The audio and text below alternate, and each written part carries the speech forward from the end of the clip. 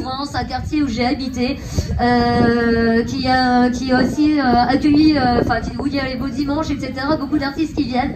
Et du coup, ça me tenait à cœur de vous le faire aujourd'hui. La vieille dame Recouvrance habite un coin de terre, un endroit avec vue sur mer, lieu de ses errances. Son regard porté vers elle l'a fait partir bien loin, songer au départ des marins. Elle en a eu des amants, des charmants, des fidèles, ils ont parcouru ces ruelles. Certains ne sont pas revenus, elle n'était pas ingénue. Bien plus nombreux ce sont de péripéties ou libertinages, elle a fêté le retour, se reposant en ses rivages, promesse d'éternels amours. Il y a des photos jaunies dans ses encombrés tiroirs, témoins de sa mémoire, de Brest, la bombardée. Elle bombe fièrement le torse, debout, les pieds dans l'eau, au détour de la rue Saint-Malo. Mais en voyant les pavés que la jeunesse vient fouler, elle se sait survivante de la terrible guerre qui a tout détruit, des maisons aux familles. Elle en a fait des oraisons, c'en est fait une raison. Du malheur une trace, une plaie de peur, un rêve de paix. Mais par un dur labeur, elle s'est reconstruite. Elle, bien en vie, à l'esprit cosmopolite, était prise d'horizon et aime voir du pays. Côtoie des anciens qui lui parlent d'elle au bon vieux temps. Aussi décadés, parfois décadents, mais qui avec respect perpétuent son vécu. Elle a ses habitudes, pour ceux qui la visitent, de la gratitude. À la sagesse du monde, entre savoir de tristesse, avoir de multiples joies. Bouillon de culture, elle transmettant à qui sait l'écouter. Tout comme moi, laissez-vous donc compter les étonnantes histoires de la vieille dame Recouvrance, lors des soirées de veillée ou dans le souffle du noroît.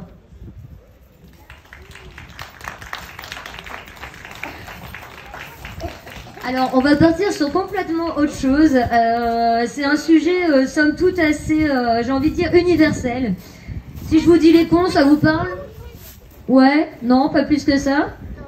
Voilà. J'ai écrit ça, voilà, j'ai été un petit peu énervée contre quelques personnes et c'est ce qui est sorti, donc j'avais envie de vous le proposer aujourd'hui. S'il existait un dictionnaire des cons, et j'aime particulièrement ce concept, beaucoup y trouveraient leurs préceptes. Ils considéreraient probablement ce qui suit. Comme on dit souvent, même malgré la controverse, ils osent vraiment tout. Contre vent inverse et aussi sous averse, à cela on les reconnaît. Il existe des cons figurés comme au sens propre, ne brillant par l'esprit, dur de faire bonne figure, ou en prenant pour pigeons de véritables faucons. D'étranges comportements, les adeptes du compliment qui, dès qu'on a le dos tourné, vont dire le contraire. Des paroles contradictoires, facilement rendues notoires.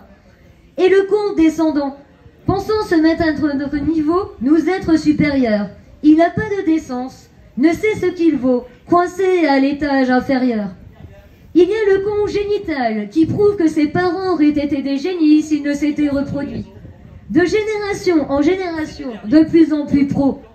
L'usage du contraceptif en seul moyen préventif pour arrêter la propagation. La bêtise en gestation est de mauvais augure pour l'avenir collectif. Voyez les convaincus, il ne sert à rien de combattre, ils ne seront plus intelligents. Tenter de leur faire changer d'avis est complètement vain, sûr de leurs idées inintelligibles. Si c'est votre con cubain, de Cuba ou d'ailleurs, et qui vous a choisi, méfiez-vous. Hollande est le seul pays sans limite, sans frontières, un monde à part entière.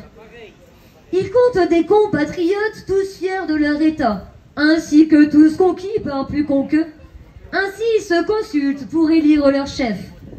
Ils s'organisent des congrès, rassemblés de leur plein gré, on les reconnaît d'emblée. Ils rivalisent d'audace pour justifier leur place parmi leurs congénères.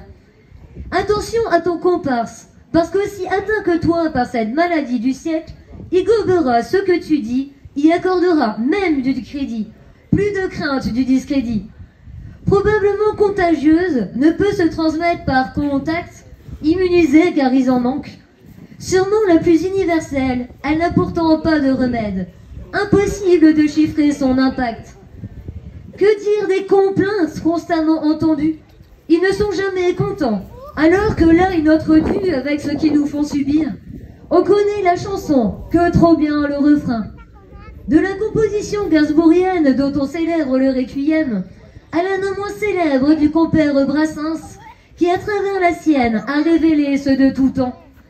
Sans oublier les voués à comparaître, que l'on se permet de vite juger, finalement assez sympathiques, drôles, doués d'esprit, aux regrets critiques et préjugés.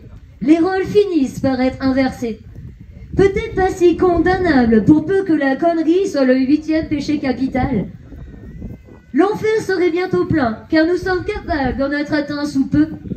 Si dans ce condensé de cons que nous pourrions bien sûr continuer, vous ne trouvez pas les vôtres, d'aucuns diront que vous y figurez, car sitôt que l'on en voit un, on devient celui de son voisin.